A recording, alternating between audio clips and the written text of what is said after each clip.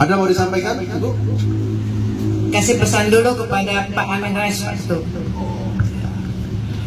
Bapak Amin Rais yang sudah sangat tua, sebaiknya disadari bahwa provokasi Anda selama ini tidak berhasil. Prabowo Gibran tetap menang sekali putaran. Kita semua setuju ya. Kita memaafkan Amin Rais ya, karena Amin Rais juga adalah rakyat Indonesia. Oke ya, oke. Bisa maafin Amin Rais? Oke. Siapa lagi nih? Mohon disampaikan untuk saran untuk Refli Harun, Pak. Refli Harun, jangan bilang 2 putaran. Kan sudah ada deklarasi tadi malam Bapak Haji Prabowo dengan Gibran di Istora, kita ada di situ. Udah, kalau sudah tidak komisaris ya sudah, ya nggak usah ngotot. Dulu saya ngefans sama Anda, tapi belakangan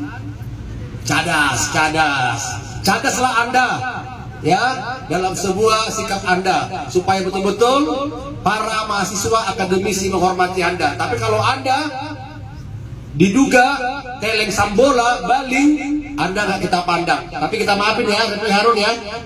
Dimaafin nggak? Maafin. Oke. Ada lagi? Apa ini? Izin Pak Itum, mau nyampaikan ini. Ini anak Nabi 10. Ada Nabi 10. Kasih pesan. Untuk laiku ada Nabi 10. Ya, biasa dalam pertandingan ada yang menang.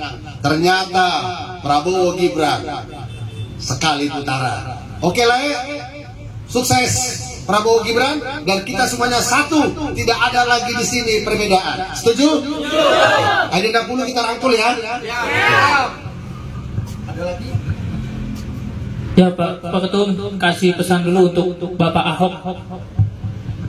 Untuk Pak Ahok ini sama-sama ini. Kalau untuk Ahok ini harus agak lambat saya ngomongnya. Pak Ahok, udahlah, hormatilah jasanya Pak Joko Widodo, ya. Nggak usah dikata-katai Joko Widodo. Kenyataannya Prabowo Gibran 1 putaran. Ahok banyak berbenah diri lagi supaya tidak tersandung kasus ya. Jangan campuri yang tidak ranahnya. Hati-hati. Al-Maidah 51 bukti.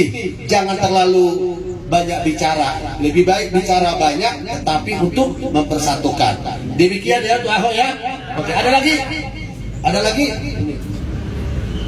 Ini Pak, selama ini saya dengarin di YouTube atau di TV, tolong kasih kepada Ibu pimpinan daripada PDIP, Ibu Megawati, pesan. Ibu Megawati yang terhormat, doa kami Ibu sehat. Usia sudah sangat tua, tualah pembawaan. Biasa dalam pertarungan, dalam sebuah kompetisi ada yang menang, dan ternyata Ibu harus banyak belajar dengan Joko Widodo. Ibu Megawati, doa kami Ibu sehat, belajar dengan Joko Widodo dan belajar dengan Prabowo. Demikian yang kami mau sampaikan. Prabowo, Prabowo, Prabowo, Prabowo sekali putaran. VT ini saya buat untuk pendukung 01, 03 Pak Ganjar, Caimin, dan kalian semua yang tidak setuju dengan unggulnya suara 02. Sekarang kan sudah ada quick count dan real count, dan di situ suara 02 unggul kan? Tapi kalian bilang bahwa suara 02 ini unggul karena ada kecurangan. Bahkan ada tim ses yang bilang ada indikasi kecurangan. Sementara Pak Ganjar juga bertanya-tanya, kenapa suara partai PD ini tinggi tapi suara saya rendah? Ini anomali. Pak Ganjar bilang begitu. Terus Caimin juga menyampaikan jangan percaya dengan quick count, ya kan? Gini ya, kalau boleh saya menyampaikan pendapat saya. Kenapa suara 02 ini tinggi banget? Satu, ada yang namanya silent majority. di mana mereka ini sebenarnya mendukung Pak Prabowo dan Gibran, tapi diem aja di media sosial. Bahkan untuk berpendapat sedikit pun mereka enggak, mereka cuma diem tok, cuma nonton tok, itu banyak.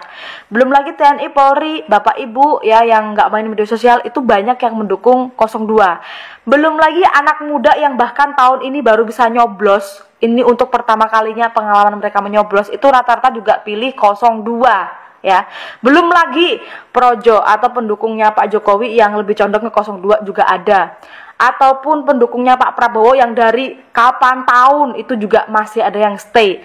Belum lagi ditambah dengan pendukungnya Gibran, itu banyak sekali. Terus yang persoalan kenapa suara partai PDI tinggi sementara suara Pak Ganjar rendah? Gini ya Pak Ganjar, kalau menurut saya besar kemungkinan Pak di luar sana itu banyak kawan-kawan PDI yang nyoblosnya memang partai PDI Pak, atau bahkan orang-orang yang tahunya cuma partai PDI nyoblosnya partai PDI Pak, tapi mereka tidak mencoblos presiden yang diusung oleh PDI yaitu Bapak Ganjar. Jadi itu bukan anomali, bukan kecurangan, dan itu sangat mungkin terjadi karena sudah terbukti. Kalau Bapak tahu PSI yang Bapak bilang PSI Kyopo itu, Bapak tahu itu kan, PSI itu bahkan ketuanya adalah Kaisang, yang itu adalah anaknya presiden kita sekarang Joko Widodo, yang sudah sering berkampanye 02, yang itu adalah anak dari cawapres 02, tapi nyatanya suara PSI kecil Pak dibanding PDI. Jadi ya besar kemungkinan banyak orang-orang yang nyoblosnya tuh partai PDI, tapi nyoblos presidennya 02, itu mungkin terjadi Pak. Maksudnya ketua PS itu bukan anak tapi adik dari cawapres 02, salah ngomong, mohon maaf. Oke, kita lanjut ya.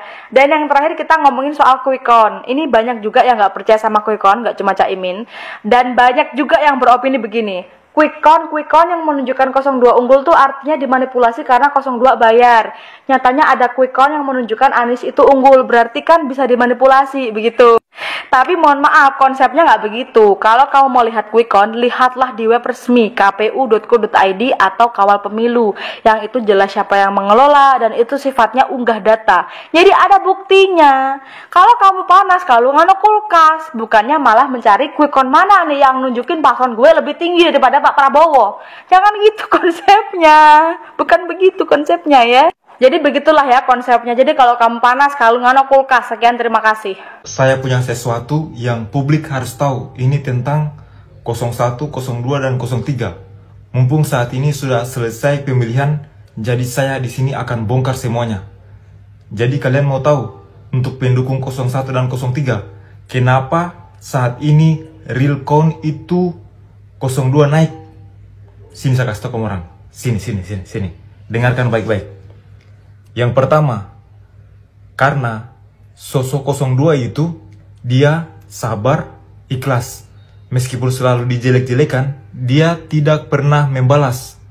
Itu yang satu. Yang kedua, dengar baik-baik ini. 02 itu tidak pernah menilai orang, tidak pernah menjelek-jelekan orang. Contoh nih, saat 02 itu wawancara dengan Najwa Shihab, ketika diminta 02 untuk menilai rivalnya, tapi dia tidak memberikan penilaian. Dia menyerahkan semuanya kepada publik, masyarakat. Sementara rivalnya itu kompak bersama-sama untuk memberikan penilaian kepada 02, bahkan di bawah. Disitulah momen orang-orang yang pro terhadap 02 itu menjadikan itu sebagai alat yang sangat tepat untuk mendongkrak elektabilitas. Diedit lah orang-orang di sekitar, semuanya ini yang berperan. Bahkan kita lihat banyak story-story di TikTok yang seleweran itu mengangkat kisah-kisah dari sosok 02 itu yang menyedihkan, yang sedih. Populer lah dia, populer, ya kan? Jadi dengan mengedit video yang kemudian disebarkan ke berbagai media sosial dari sisi humanis sosok seorang 02 itu meningkatkan elektabilitas, meningkatkan popularitas 02 di masyarakat. Banyak yang melihat bahwa sosok 02 ini sabar, bahkan itu tenggelam kepintaran orang. Orang dibilang cerdas, tenggelam dengan kebaikan, kesabaran, ketabahan. Simpatisanlah di situ muncul.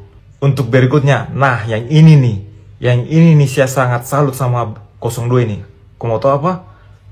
Setia Kemudian elektabilitas 02 kenapa naik? Selain sabar ya, selain sabar, banyak orang-orang di sekitar dia itu yang bisa membuat elektabilitas dia naik. Popularitas dia naik.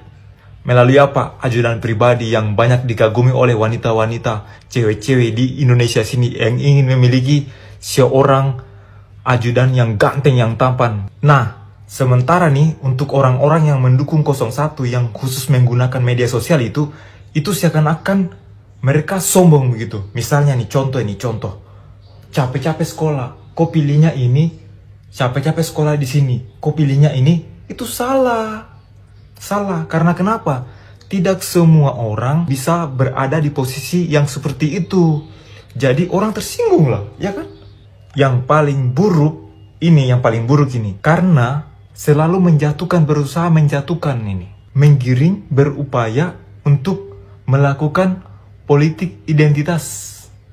Atau politik membawa-bawa agama. Kita ini NKRI, Negara Kesatuan Republik Indonesia, Pancasila. Satu, sila pertama, ketuhanan yang Maha Esa. Di negeri kita ini banyak agama, bermacam-macam agama. Kemudian kita bermacam-macam suku, bermacam-macam daerah. Inilah kekuatan yang dibangun oleh 02 itu dirangkul semua. Berikutnya, ada lagi pendukung-pendukung 01 misalnya menyebut bahwa 01 itu adalah Imam Mahdi. Oh tidak, itu justru teknik-teknik seperti itu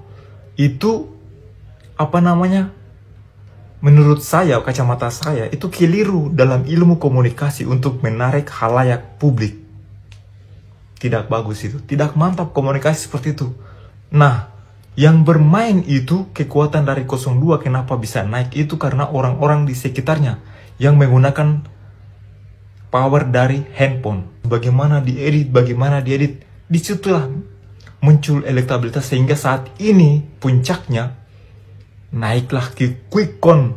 Bahkan kita tunggu hasilnya seperti apa dari KPU. Begitu rahasianya.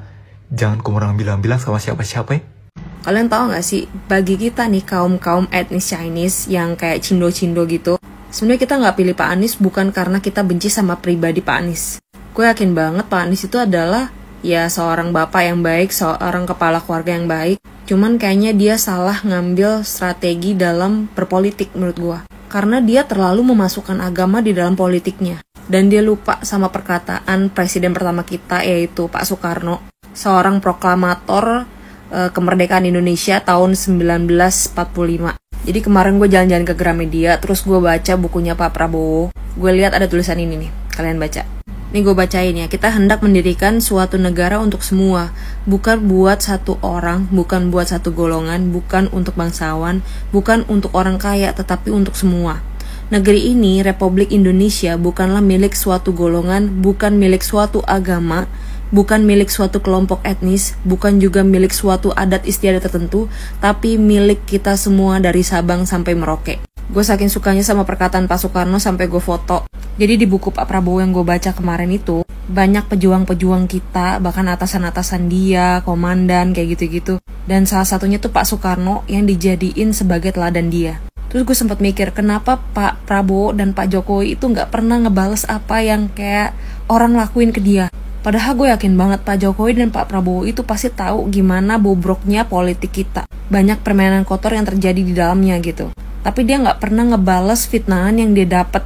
Dia cuma tahan dan klarifikasi aja. Menurut gue tuh jawabannya cuma satu. Mereka tuh gak mau negara Indonesia itu terpecah belah cuman untuk membuat dia menang jadi presiden.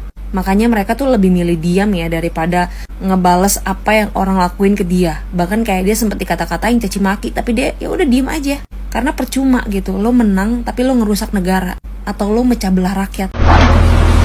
Pak Broro menang, makan gratis, potong daging banteng.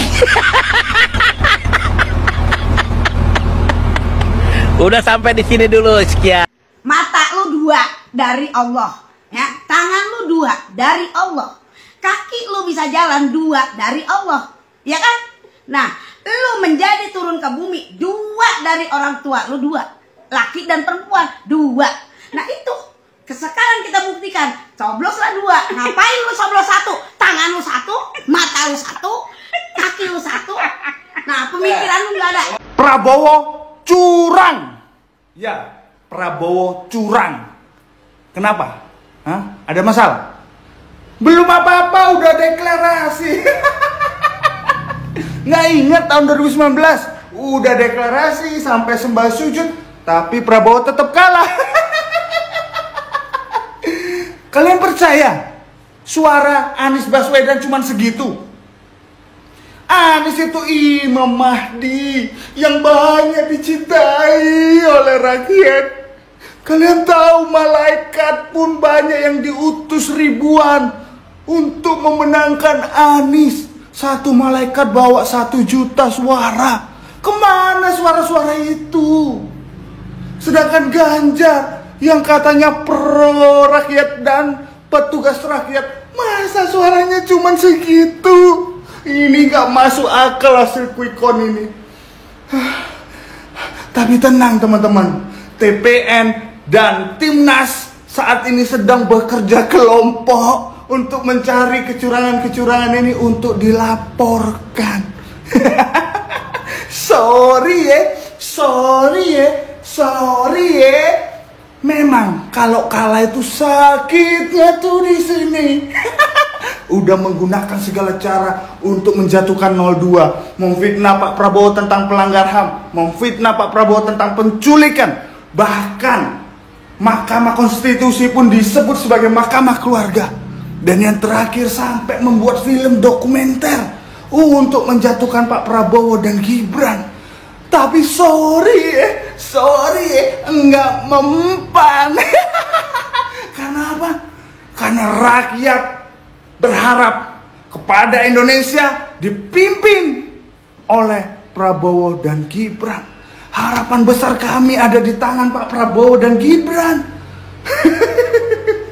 Saat ini yang menang akan merayakan kemenangan kita, tapi yang kalah pasti akan lebih sibuk. Iya, sibuk mencari alasan dan mencari kesalahan. 01 dan 03 sekarang mau komplain.